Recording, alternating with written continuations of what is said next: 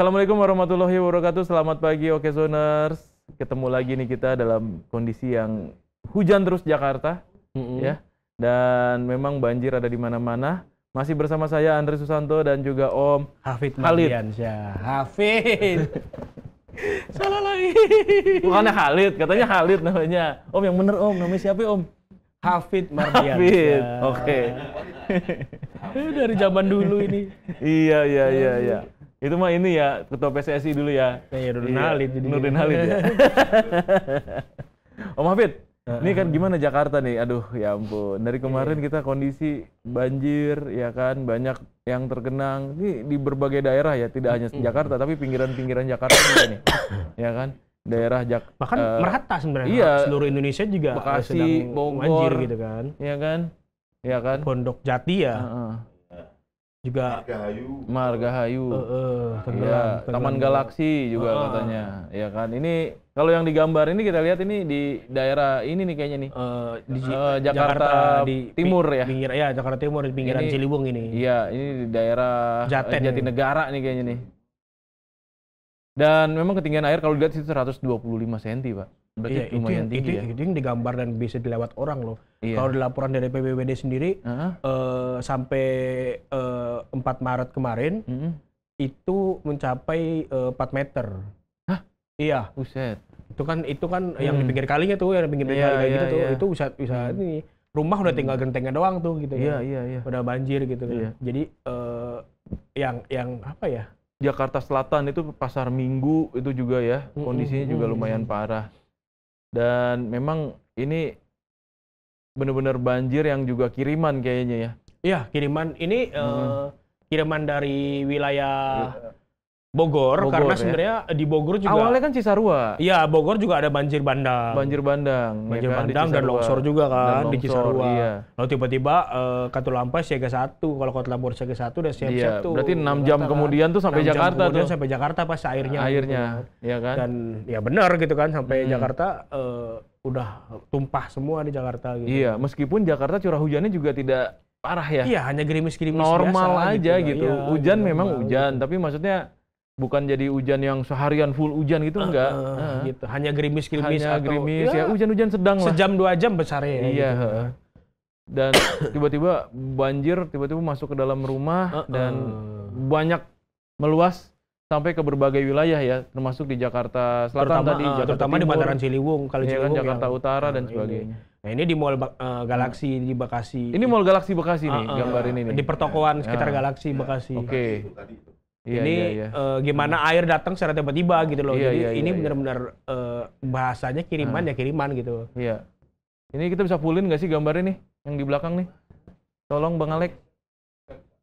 Bisa ya. Nah ini kita ulang dulu deh gambarnya nih. Ini kejadian tanggal 4 berarti ya? Iya, tanggal 4. Tanggal 4 ini di Mall Galaksi ya? Galaksi di pertokoan Galaksi. Di pertokoan Galaksi. Hypermall Bekasi. Hypermall Bekasi. Bisa begitu Pak ya? Itu bisa masuk Pak? Iya, itu mall kan juga ya. Pasti... Dan itu listrik nyala kan? Iya. Lah itu kalau nyetrum gimana? Berbahaya juga. Itu pada nangis ya. Mungkin karena dagangannya habis Pak. Ini Pak kalau begini Pak. Iyalah. Apalagi mau Ramadan sekarang mau Lebaran kan gitu. Iya. Udah beda, betul. Double ya maksudnya. Jadi kita mau Lebaran kan mau bersukacita nih sebenarnya, tapi ada bencana gini kan jadi miris double begini gitu. Iya. Jadi agak gimana ya, agak miris dan agak kasihan jadi ngelihatnya gitu kan. Benar. Banjir kayak gini ini sebenarnya banjirnya sudah mulai dari tanggal 3 naik ya. Iya. Tanggal 3 itu sudah mulai kalau dari pantauan Okezone itu berarti dari hari Minggu itu sebenarnya tanggal 2 ya? Iya, tanggal 2 sudah naik udah air ada, gitu kan. Itu ya udah ada kejadian tapi ya. Ternyata tanggal 2 sampai tanggal 3 tuh hujan terus semalaman di Bogor tuh. Iya. Hujan terus semalaman, tanggal 3 tiba-tiba air naik di Katulampa. 6 jam kemudian di tanggal 4 pagi tiba-tiba, dan laporan dari warga sendiri bilangnya mereka dapat kiriman air ketika sedang sahur. Oh gitu. Jadi sedang sahur. Iya. tiba-tiba air naik dan naiknya kalau misalkan dari bantaran sungai kan naik nggak nunggu waktu langsung brek naik gitu, jadi warga nggak sempat menyelamatkan barang-barangnya gitu. Itu yang bikin kaget gitu. Walaupun sebenarnya kalau mereka lewat mobile tuh sudah di Jakarta, kalau lewat mobil itu sudah ada peringatan sebenarnya. Air naik, misalnya Katulampa sudah siaga 1 sampai 2, 3 pun. Iya, harusnya udah bisa ada gitu kan. Udah bisa ada alert ya bahwa ini bakal banjir nih Jakarta. Bakal banjir. Cuma kan yang namanya orang lagi sahur ya gitu kan. Iya benar juga ya. Ini pas lebaran juga, pas Ramadan. Ya kan pas Ramadan gitu. Ini mana nih? Mega Mall Bekasi. Mega Mall Bekasi jebol nih. Ini gambarnya juga nih. Nah ini pengunjungnya gimana Pak? Nggak bisa pulang ini? Makanya kan jadi itu parkirnya ya? Hilang. Di play lagi coba Pak. Tadi Pak. Itu Mega Mall Fluid. Nih belakang gambarnya ya. Bekasi. Kok Fluid sih? Bekasi sorry. Ini ini serem Pak. Kayak iya, jadi air kan sekaligus datang gitu loh dan. Iya. Ini kayak sumur ya. Iya jadinya. Ini rem.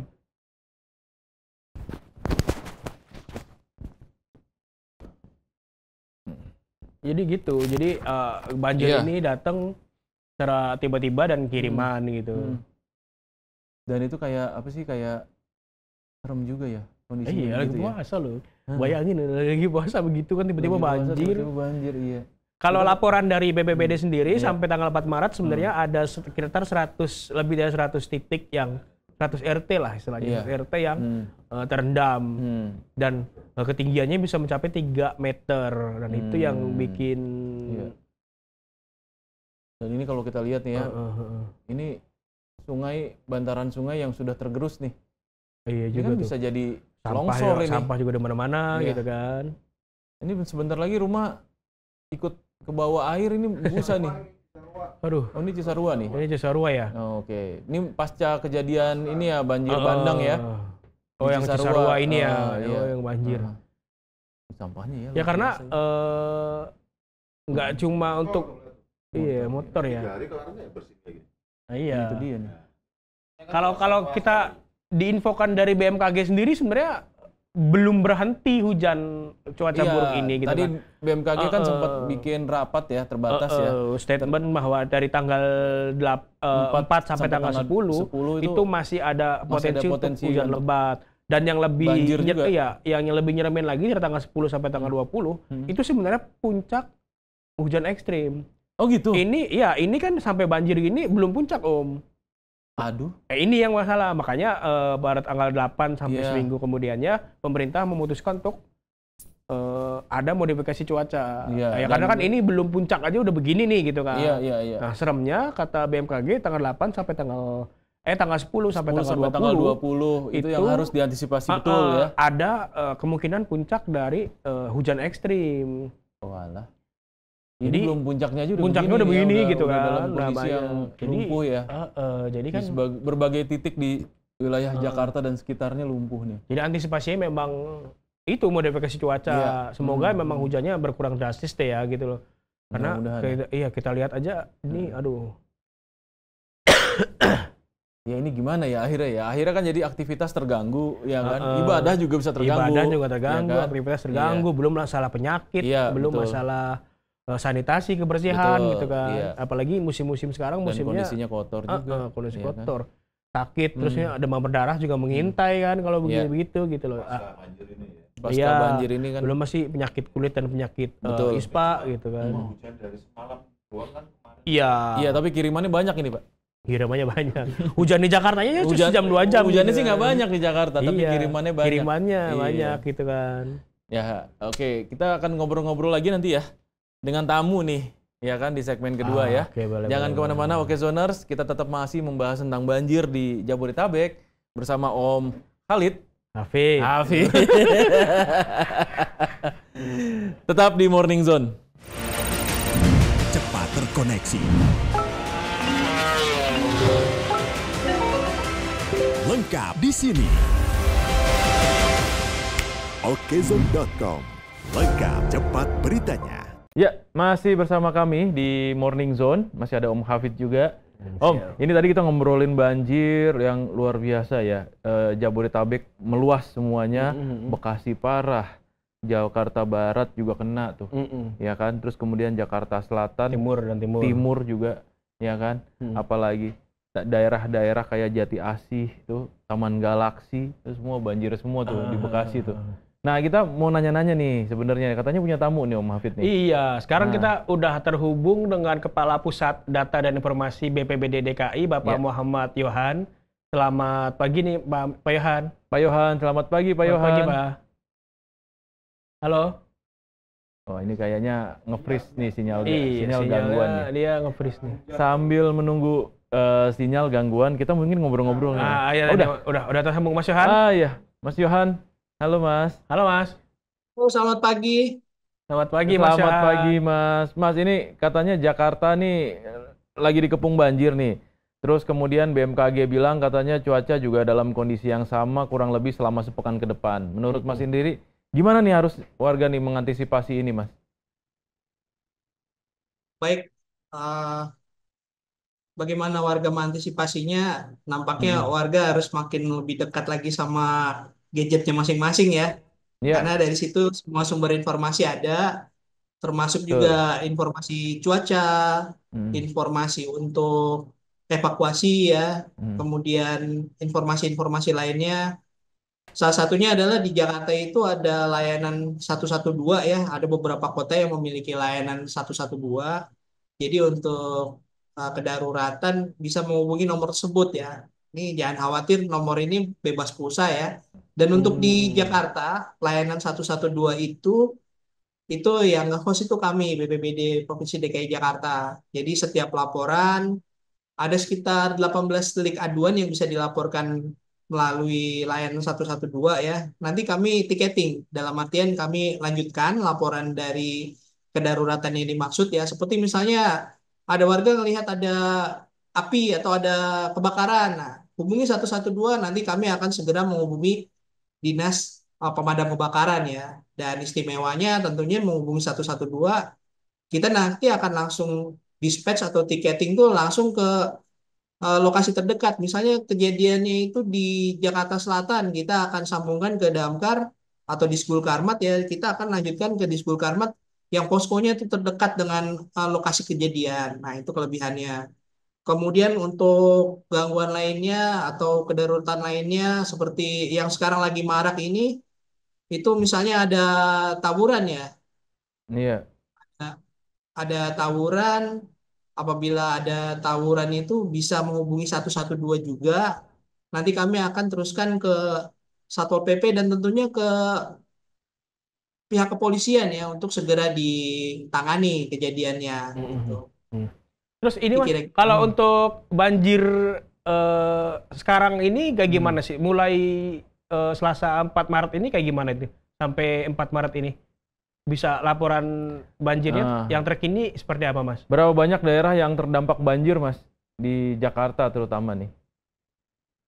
Baik, kalau sampai tanggal 4 Maret ya, ini sudah ada 100 RT yang tergenang ya. Sampai pukul 12 siang itu data terakhir ada 100 yang tergenang. Kemudian ada 12 lokasi pengungsian yang tersebar di Jakarta Utara dan Selatan ya. Ini ada di 5 wilayah kelurahan. Dan bantuan juga pengerahan personil ini sudah dilakukan oleh BPBD ya. Dan BPBD ini tentunya dalam menangani bencana, salah satunya bencana hidrometeorologi berbentuk banjir ya. Ini kita nggak sendiri, kita didukung oleh unit-unit lain di Pemprov DKI Jakarta. Sinerginya cukup baik. Kami didukung dari unsur kelurahan tentunya ya, tempat terjadinya kejadian. Kemudian kami cukup solid dengan Dinas Sumber Daya Air. Biasanya kami di lapangan itu berpasangan ya, kalau menangani banjir, satu personil BPBD itu biasanya didampingi oleh 2 orang anggota pasukan biru dari Dinas Sumber Daya Air. Kenapa? Karena mereka bawa pompa mobile ya, yang jumlahnya itu ada sekitar 500-an pompa mobile yang ada dimiliki oleh Dinas Sumber Daya Air. Apabila tidak mencukupi, ini masih lagi didukung oleh pompa stasioner atau pompa yang ukurannya lebih besar dan daya sedotnya lebih besar lagi ya. Ini Iya. tersebar di sekitar 200 lokasi yang ada di seluruh Jakarta. Iya. Jadi kira-kira seperti itu Tapi kan untuk kolaborasi dengan Dinas Sumber eh, Daya Air. Belum lagi kolaborasi dengan Diskul Karmat ya, dengan Satpol PP. Hmm. Ini kita sama-sama nih punya perahu juga, Diskul Karmat, Pol PP juga punya perahu dan kami sudah melakukan pelatihan bersama untuk penanganan bencana hidrometeorologi. Juga sudah melakukan berbagai simulasi, kemudian apel-apel kesiapsiagaan bencana, Iya. sehingga apabila terjadi peristiwa seperti ini ya, ini bisa langsung dikerahkan ke lapangan secara bersama-sama. eh, Belum lagi kami didukung oleh relawan. Ini ada relawan, contohnya PMI ya. PMI juga relawan-relawan yang lain ini juga cukup aktif membantu penanganan bencana hidrometeorologi. Hmm. Bukan hanya pengerahan bantuan logistik saja, bahkan distribusi logistik pun dibantu ya oleh relawan-relawan. Juga evakuasi warga yang membutuhkan juga ini kami cukup didukung oleh relawan-relawan ya untuk melakukan evakuasi. tapi Dan Mas, ini menjadi pembeda di Jakarta karena Hmm. kami sering ada juga studi banding dari wilayah-wilayah lain dan bukan hanya di Jakarta aja ya, tapi bahkan dari kota-kota lain di seluruh dunia. Salah satunya dari kota Manila dan kota Bangkok, Thailand ini.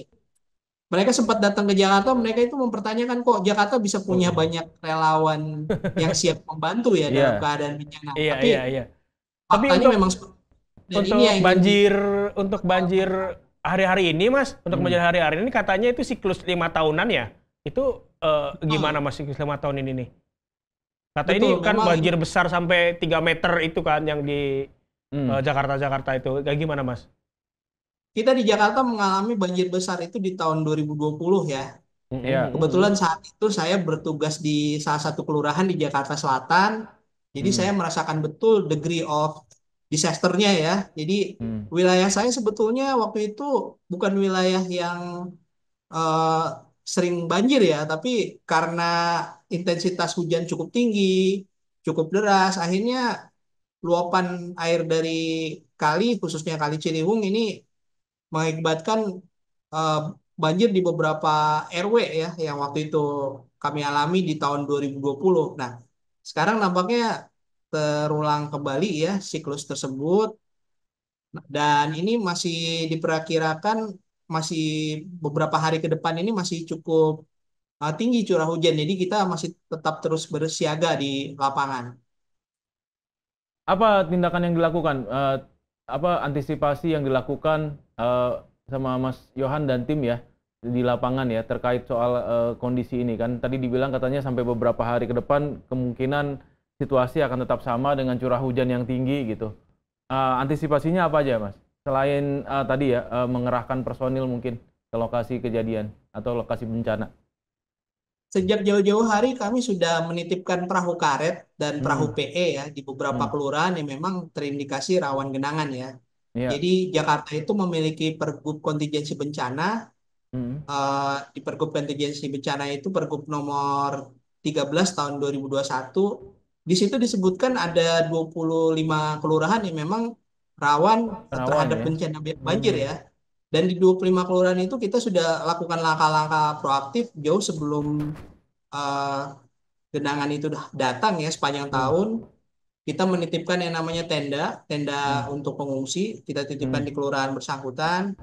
Juga bukan hanya dititipkan, tapi kita juga melatih personil PPSU-nya untuk membantu pada saat pendirian tenda ya.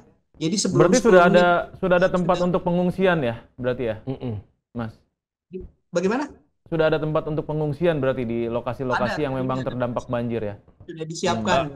Ini kan banjirnya berulang ya Mas ya? Banjirnya kan berulang kayak itu kan banjir kiriman dari Bogor dan menggenangi wilayah-wilayah bantaran Sungai Ciliwung. Kalau dari BPBD sendiri ada rekomendasi nggak sebenarnya buat warga-warga sekitar? Karena kan kok berulang terus gitu loh. Seperti kemarin Bang Dul bilangnya mau relokasi nggak gitu mungkin loh. Nggak warganya direlokasi gitu, terutama memungkinkan nggak warga kalau di kata Mas Yohan gitu. kayak gitu-gitu? Memang itu bukan kewenangannya BPBD ya, tapi memang Pemprov DKI Jakarta itu selalu menawarkan warga alternatif yang terbaik. Kami membangun banyak sekali rumah susun ya.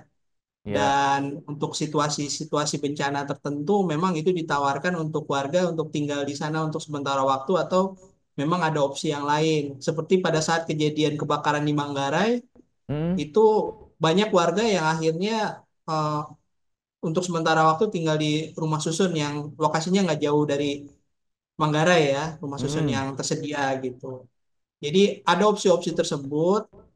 Kemudian juga di lokasi-lokasi yang memang rawan tadi kan saya sudah menyebutkan ya ada pergubnya. Pergub itu mengatur tindakan-tindakan yang bisa kita lakukan untuk lebih proaktif di wilayah yang dimaksud ya. Ada 25 kelurahan yang masuk ke dalam wilayah yang rawan genangan. Ini kita sudah lakukan langkah-langkah khusus. Tadi saya sudah menyebutkan kita melatih PPSU-nya yang ada di sana ya untuk membantu mendirikan tenda pengungsian. Kemudian tentunya juga kita memberikan pelatihan untuk menggunakan perahu karet ya. Tidak kita titipkan begitu saja, kita beritahunya juga cara memelihara perahu karet juga seperti apa gitu. Dan untuk wilayah-wilayah tertentu memang kami juga meninggalkan yang namanya perahu PE ya. Perahu PE itu perahu fiber yang dimensinya lebih kecil, tapi dia lebih kuat. Ini untuk menyikapi banyaknya gang-gang yang ada di wilayah tertentu ya. Untuk evakuasi ya. Ya, untuk evakuasi. Mungkin ini perahunya bukan di kayu, tapi ditarik saja. Ditarik, efektif gitu untuk masuk ke gang-gang, untuk membantu warga evakuasi. Ya, ini cukup efektif nih perahu inovasi kami. Dan ini banyak digunakan di lapangan. Sudah ada datanya belum sih, Bang? Atau Mas? Pengungsi, jumlah pengungsi jumlah pengungsi sampai 4 Maret sekarang. Tanggal 4 ini. Ada berapa yang mengungsi akibat banjir ini, Mas? Iya. Berapa kakak gitu yang harus dievakuasi dan diungsikan? Jadi datanya ini fluktuatif ya, karena kalau banjir itu beda, pengungsi banjir itu karakteristiknya beda dengan pengungsi kebakaran. Iya.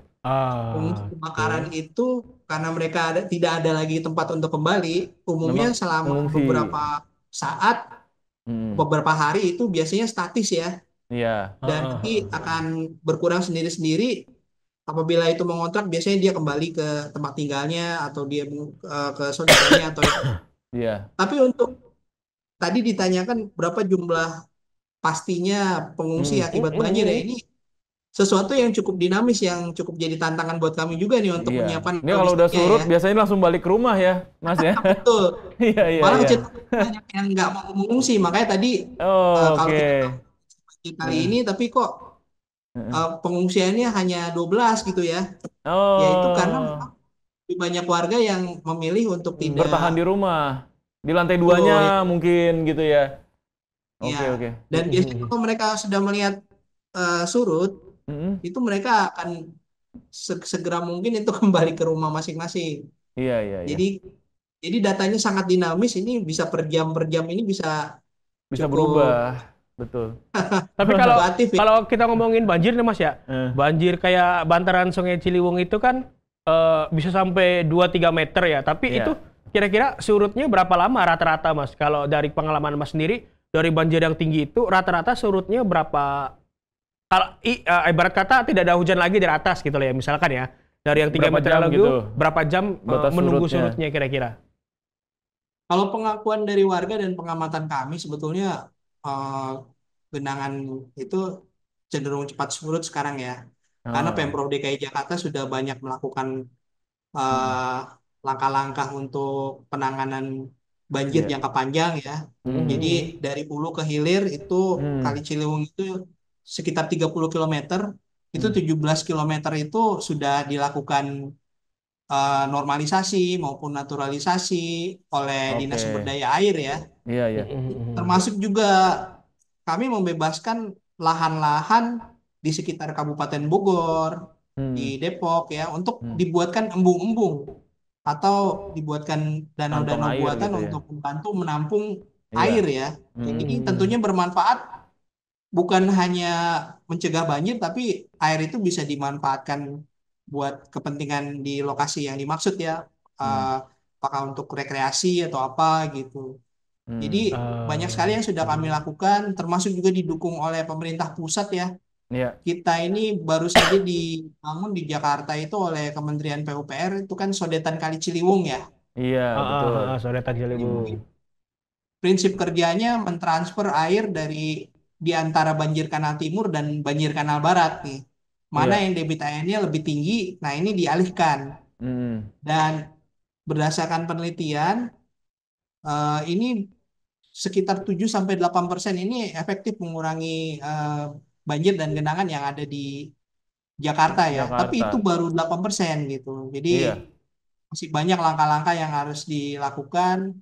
Juga rutinitas ya, rutinitas itu pengerukan kali. Nah kan minggu-minggu yang lalu awal-awal Pak Gubernur dan Pak Wagub itu menjabat kan, Pak Wagub itu sangat concern sama pengerukan kali ya, dan nampaknya ini masih belum cukup nih karena ini harus digiatkan lagi ya. Ya, faktor hujannya yang terlalu deras dari atau wilayah memang Jawa Barat. Timbunan untuk sampah sendiri gimana itu? Sampah sendiri. Timbunan lumpur yang terlalu tinggi kali. Jadi mau seberapa pun pompanya nampaknya kami juga kesulitan ini untuk mengurangi genangan gitu. Terbaik yang bisa kami lakukan saat ini adalah membantu warga semaksimal mungkin supaya selamat ya dan tercukupi kebutuhannya selama beberapa hari ke depan. Oke, siap. Mas Yohan, terima kasih banyak ya Mas Yohan ya atas waktunya ya. Nanti kita akan ngobrol-ngobrol lagi.